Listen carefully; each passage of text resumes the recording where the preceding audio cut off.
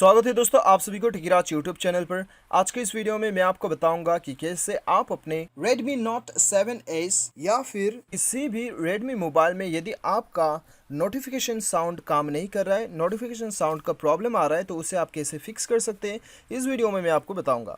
Video के साथ बने रहिए, साथ ही साथ चैनल को सब्सक्राइब करके बेल आइकन भी दबा देना। तो दोस्तों यहाँ पे देखिए, यहाँ पे आपको कुछ रीज़न की वजह से जो है आपको नोटिफिकेशन साउंड में प्रॉब्लम आता है। तो आपको क्या क्या करना है मैं आपको बताऊंगा, कम से कम 3 सेटिंग्स वगैरह बताऊंगा, तो वीडियो के साथ बने रहिएगा। चलिए सबसे पहले तो आप अपने मोबाइल के सेटिंग्स पे चले जाइए और यहाँ पे आप चले जाइए साउंड एंड वाइब्रेशन पे। ठीक है, अभी दोस्तों देखिए ज़्यादातर क्या होता है कि हमारे मोबाइल में जो है वॉल्यूम बहुत ही डाउन होने की वजह से भी कभी कभी हमें लगता है कि साउंड काम नहीं कर रहा है। तो आपका ये रिंगिंग वॉल्यूम को भी आप एक बार चेक कर लीजिएगा। ठीक है, तो यहाँ पे रिंगिंग वॉल्यूम आपका फुल होना चाहिए।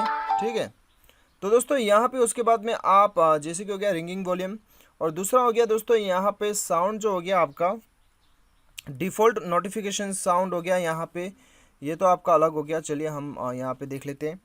यहाँ पे दोस्तों आपका डायल पैड टोन हो गया, इसे आपको ऑन रखना है।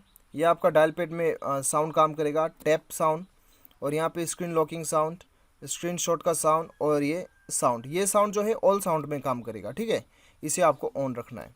तो दोस्तों ये तो है कंप्लीट सेटिंग, जिसके मदद से आपका नोटिफिकेशन साउंड का प्रॉब्लम सॉल्व हो जाना चाहिए।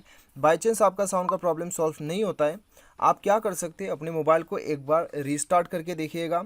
रीस्टार्ट करने के बाद में उसके बाद में एक बार अबाउट फ़ोन पे भी आ जाइए, सिस्टम अपडेट एक बार चेक कर लीजिएगा। सिस्टम अपडेट आया है तो सिस्टम को अपडेट कर लीजिएगा। कभी कभी हमारे साउंड के अंदर में कुछ अपडेट आने की वजह से भी हमारा जो है ये अपडेट नहीं करने की वजह से हमारा साउंड काम नहीं करता है। ठीक है, तो इसीलिए दोस्तों यहाँ पे क्या करना है, आपको इसे अपडेट कर लेना है यदि अपडेट आया है तो दोस्तों ये 3-4 सेटिंग करने के बाद में तो डेफिनेटली भी आपका साउंड का प्रॉब्लम सॉल्व हो जाएगा।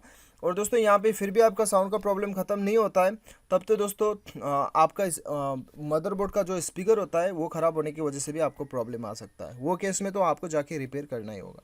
उम्मीद करता हूँ वीडियो पसंद आया होगा। Thanks for watching.